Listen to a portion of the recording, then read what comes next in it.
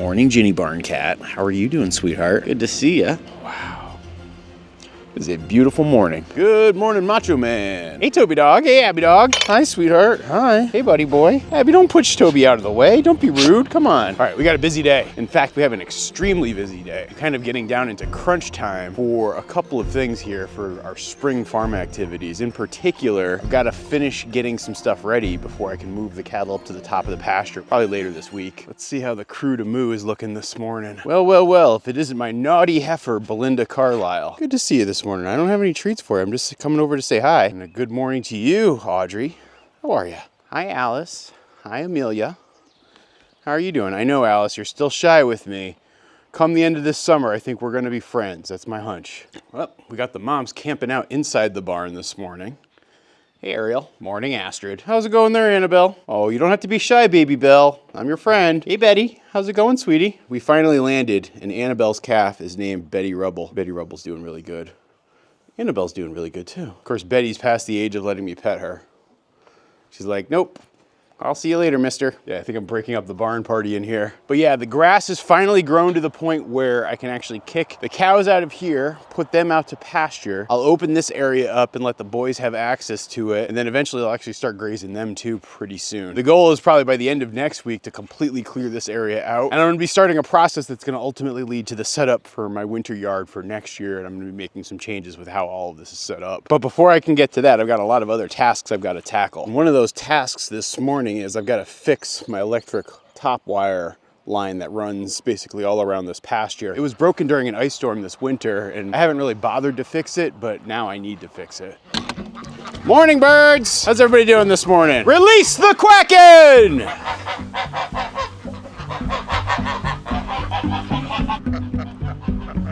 All right, come and get it, you hungry vultures. I love the chaos that Bean seems to bring to everything.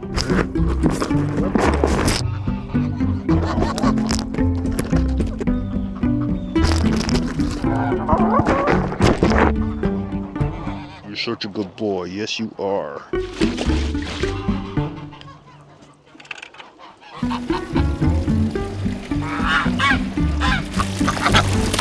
So the big project that I worked on yesterday around the farm was I actually went through and turned on all of my water lines. You know, I have this watering system that pretty much runs from where my main hydrant is, and it goes like all the way through here and runs all the way up to the top of the hill. That's actually what I use to water my cattle as well. Well, this morning is gonna mark the first time that I'm actually using this for regular animal watering. Let's see how this goes. And for those not familiar, the way this system works is I have these little things that attach to any standard hose. And when I plug it into one of these little guys here, basically I get water right away. There we go. See? Boom. I have probably about 50 of these installed around the farm, and probably over the course of this year I'll install probably another 50 of them because I just love having them here and they make doing the chores so much easier and more convenient. So yeah, you'll see a lot more of those watering type projects pop up over the course of this summer. But yeah, I think today is going to be the day we do it. So far this winter, my birds have only had access to this area, and as you can see, they've kind of beaten it down pretty hard. Pretty soon, when I move them out of the hoop coop, I'll actually just let this whole area rest for most of the summer. But I actually added this poultry netting early winter, and I've been keeping them away from this side of the area. But I think today is the day I'm gonna actually let them go free and cut across this fence line. Pull this guy out of the way. And now I'm pretty sure the geese in particular are gonna really enjoy this area. Are you checking to make sure the perimeter's secure, pal? Well, if you are, I really appreciate it. Uh-oh, I was just checking the line to make sure everything was working good. It looks like I got a tiny little micro leak right here. See it? I'm gonna have to patch that part up. But give me a minute and I'll actually show you just how easy that is. In fact, this summer I've vowed to actually just keep a kit of always ready to go materials for when I need to patch hose lines like that, because I expect it to come up a lot. In fact, because I get so many questions from folks in comments and emails, I figure I'll just walk you through how I put one of these in. Now, step one is you actually throw some of this tape on the end so that you don't get any leaks. I find that it's super helpful. It also makes it easier if you have to pull it up later. And then step two is you just have to screw it into one of these little blue guys here. These you can find online. I'll try to remember to leave a link for where you can buy these if you're looking for them. These things you can get at pretty much any hardware store or building supply, whether it be like your Lowe's or your Home Depot's or whatever, they have them there. And so you want to just make this as tight as you can. Be careful, you don't want to over tighten it and crack the plastic. That's why I only hand tighten it. I don't use like a tool to tighten it. Now the three most important tools that I have in this kit are Number one of these ratcheting PVC pipe cutters. Hey, what's the matter? Sorry, this demo is being interrupted by the dogs detecting some sort of presence off in the woods. You can see them. They both just started barking. Toby just started peeing. They're at high alert. There's definitely something over there that's got their attention. And let me finish doing this plumbing demo, and then I will actually tell you about something very crazy that I just found over there. So where was I? Okay, so 3 most important tools. You want one of these blow torches. It doesn't have to be this kind, but just any sort of blow torch. You want one of these crimpers. What these are great for is you can buy these little pipe crimpers, and these things will tighten them down and tighten your pipe crimp. And these things will actually help keep your connection from leaking. Torch, cutters, crimpers. Now, since I have this part already rigged and it's all ready to go, it's time to now cut this water line. Now, unfortunately, I haven't drained out the water line, so this might make a little bit of a mess, but it's not gonna be the worst thing in the world. Woo! So now to join the connection, what I've got to do is I put 2 of these little rings on, and then I heat this guy up with the blowtorch. You don't want it to get too hot. You just want to warm it up so the plastic is a little soft. It makes it easier to make the connection. And you just jam that right into there, and then you just make the crimp. Now, this is why I think these little crimpers are so worthwhile, because it's so quick and easy to make this connection. You can use a more old-fashioned, like just screwable hose clamp. So those traditional hose clamps you could easily use, and they don't require this tool, but they take a lot longer to make. And I also feel like the connections are not nearly as strong. And so I feel like if you make more than 5 of these connections a year, spending the $12 on this little tool is totally worth it. So I got one side fully connected. And now I just have to repeat the process on the other side. Heat her up.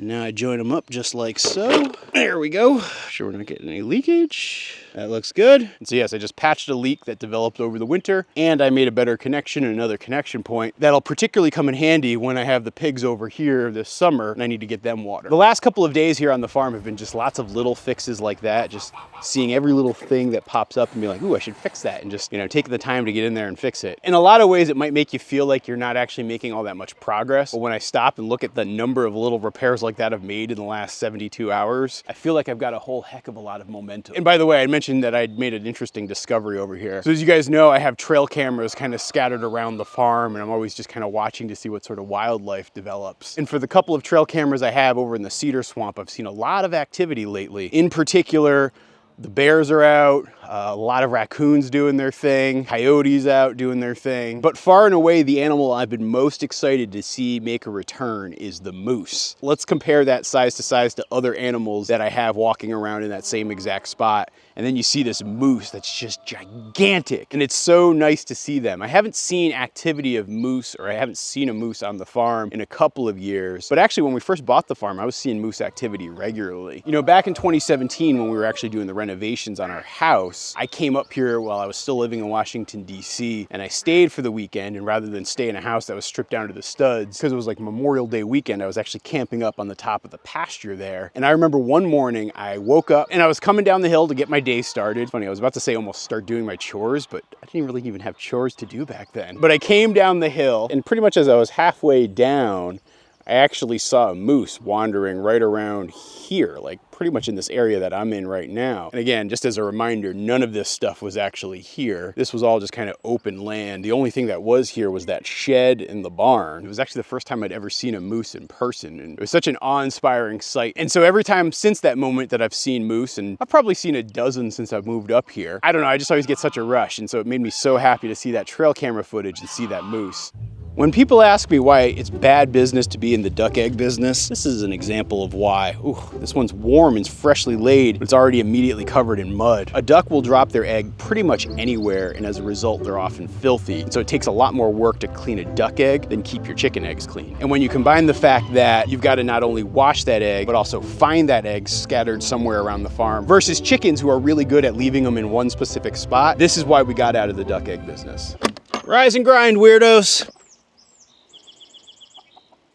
Lavender Brown is sitting on her eggs. So I think in the last, 3 days or so, she's started to build this nest. And so she's sitting on, maybe almost a dozen eggs right now. But I'm not going to actually let her hatch them out inside here. This is going to end up being a whole video unto itself, but I've been in the process of building a new weird chicken coop that's actually gonna go right here. And so once that whole area is completed in a couple of days, probably by the end of the week, I'm gonna take Lavender, I'm gonna also candle all of her eggs and all of the viable eggs.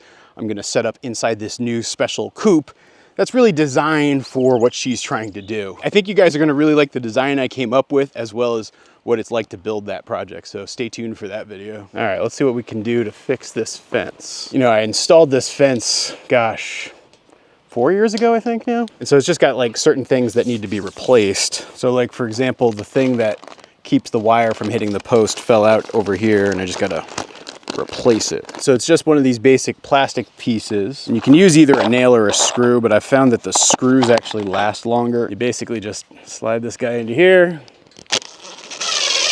get it in there. Don't over tighten it and crack the plastic though. Just be careful of that. And you can just thread the wire right through. So I'm just gonna basically be going through this entire fence and checking these connections. So you can see this wire over here came unconnected from this guy right here. So let's put in a new connection. Now I can thread this one back through. There we go. Now we're back in business. I always feel like I'm a wrestler when I go through the fence this way. I think I found it. Here's the spot where it broke. So at some point this winter, I think we got too much wet, heavy snow on the line and it snapped it. And now what I need to do is take this part of the line, which is broken, and I'm gonna have to reconnect it to over here. Of course, the real problem in all of this is I'm now short between this piece of wire and this piece of wire. I'm gonna need extra wire, but despite all the things I have in my fancy tool belt here, I forgot to pack some wire. I will be right back. A few minutes later. So I figured I might as well bring some other supplies up here with me because I am getting ready to move up here for the summer. And it definitely feels like that. Like this is the summer home on the farm and down there is like the winter home on the farm. And like every time you move back to the summer home, you gotta like do some preparations and basically open the place up for the year. And that's what we're doing. Take a hike, you elitist fraternity scumbag. All right, first things first is we're gonna fix this splice that I made back in the day, back when I really didn't know how to do this stuff. Take a couple of these little splicer dealies here. We're gonna take from our roll of fencing wire, we're gonna run that through the other end of the splice. Then we're gonna take our fence crimper here, and we give it a good crimp. 1, 2, 3, there we go. And now what we have here is a tight connection that's actually probably stronger than the fencing wire itself, and so this way it won't snap in the future like what I just had happen. And we're gonna run our reel down to the next one. We'll give this guy a snip. And now we'll join these two pieces of wire in holy matrimony by throwing a couple more crimpers on here. I don't know if these are called crimpers or crimp connections or whatever they are. They're really useful. Now for my high tensile fencing, I usually use the 12 gauge high tensile fence wire, but for this top wire, which is really just meant as an electrical connection and a hot wire to avoid having predators sneak through the top, I actually use aluminum because it's a little bit more conductive. It's less durable, but more conductive. There we go, nice and tight. Now I just gotta thread this guy through here. Now the final step in this is I gotta use this guy to tighten up the wire. I have switched over to using the metal ones. I don't usually use the plastic ones anymore, but I didn't have any metal ones handy. I'll keep using this one until it breaks. Again, with the goal with this wire though too, is this is not high tensile like the rest of my fencing. This is just meant to be keeping it from having too much slack and be loose. That's one more thing off of my spring prep checklist. Now the next thing I gotta do is I gotta set up my grazing lane because I actually wanna start my cattle back in this corner for the grazing season this year. And so particularly for the cows, because part of my plan is I'm gonna move the boys up earlier, but I want them on the extreme other side of the pasture, separated by a couple of fences versus like right on top of each other. And so I'm back to the good old fashioned work of sticking fence posts. I actually really miss this.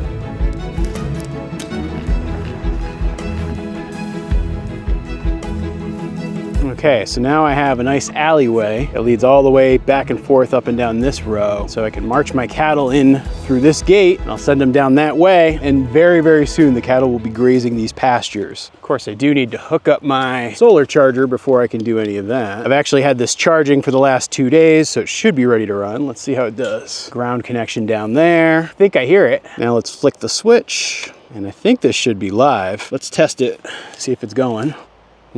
Yep. We got a live fence, so I'm very close to being ready for the grazing season to begin. Thanks for watching, everybody.